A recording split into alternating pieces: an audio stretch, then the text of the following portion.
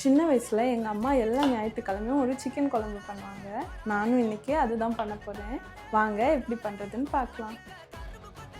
முதல்ல ஒரு பாத்திரத்தில் 2 டேபிள் ஸ்பூன் எண்ணெய் சூடு பண்ணிக்கலாம். எண்ணெய் சூடானதும் 2 வெங்காயத்தை இது மாதிரி நறுக்கி சேர்த்துக்கலாம்.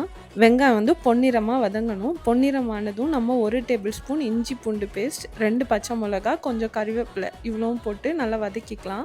இது கூட மஞ்சள் தூள், மிளகாய் தூள், மல்லித்தூள், கரம் மசாலா தூள் இவ்வளவும் போட்டு நல்லா 1 நிமிஷம் போல் வதக்கி விட்டுட்டு இதில் 2 தக்காளி சேர்த்துக்கலாம். தக்காளி இது மாதிரி நல்லா மசிஞ்சு வந்ததும் 1/2 கிலோ கோழி, அப்புறம் 1 டீஸ்பூன் உப்பு இவ்வளவும் சேர்த்துட்டு நல்லா கலந்து விட்டுக்கலாம்.